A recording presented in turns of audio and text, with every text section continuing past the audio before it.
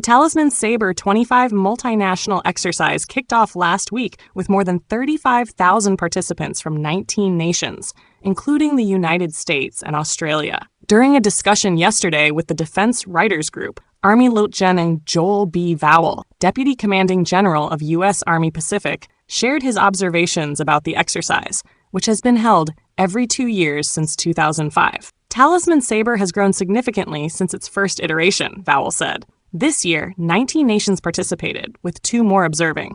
The growth and attendance of participation is a signal of how important regional stability and security is to everybody, he said. What started 20 years ago as a U.S.-Australia bilateral effort now includes Canada, Fiji, France, Germany, India, Indonesia, Japan, the Netherlands, New Zealand, Norway, Papua New Guinea, the Philippines, South Korea, Singapore, Thailand, Tonga, and the United Kingdom. Hostile actions and behaviors from China, along with aggregated threats from Russia and North Korea, are driving increased participation in Talisman Sabre, Vowell said. He added that early in his tenure, Defense Secretary Pete Hegseth outlined his priorities for the department, which included working closely with allies and partners to deter aggression in the Indo-Pacific. Ensuring interoperability between those nations is a key part of that effort.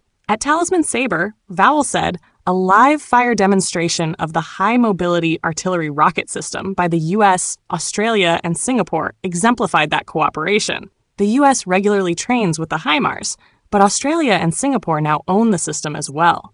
This year marked the first time those 3 nations worked together in a combined battery. We had a live-fire event at Shoalwater Bay, where all 3 countries combined into a composite HIMARS battery, received fire direction, a call for fire from an observer for a deep strike target, Vowell said. You had an integrated fires solution with multiple different platforms from 3 different countries firing simultaneously on a deep target. That has not happened before IGFirst. Singapore, Australia, US. A combined battery HIMARS live fire with precision at distances of about 60 kilometers. Also a first, he said, is the U.S. at Talisman Sabre demonstrating the use of its Typhon missile system, which is a mid-range capability that can fire the Standard Missile-6 or the Tomahawk land attack missile. We fired SM-6 live, first time west of the international date line, from the land and hit a sea target at 166 kilometers, Vowell said. That was emblematic of the requirement the Joint Forces levied on the Army to be able to have a capability to hold maritime targets at risk from the land. The Chinese military anti-access area denial network already has thousands of missiles pointed at Western Pacific targets, Vowell said, noting that the network has not fully accounted for distributed land forces capable of using surface fires to hit land, maritime, or air targets. That's an asymmetric advantage the Army is developing. We show that in Talisman Sabre, he said. Deterrence is another key focus of the exercise because it demonstrates the capabilities and interoperability of the United States and its allies, potentially deterring adversaries' undesirable actions.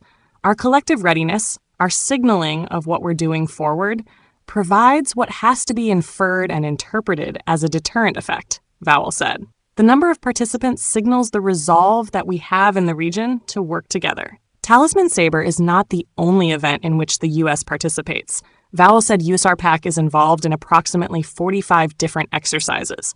Throughout the year, our Army formations move from country to country to country to country to do these events. Different parts of the exercises, different training objectives. But they all seek interoperability as an outcome. They all seek a deterrent mechanism, he said. Interoperability and readiness, he said, mean the United States is ready if called upon to do whatever it's asked to do. But deterrence, he said, aims to prevent conflict from happening in the first place. Talisman Sabre is part of a connected series to provide a deterrent optic across the region from land forces. So we have no war. Priority 1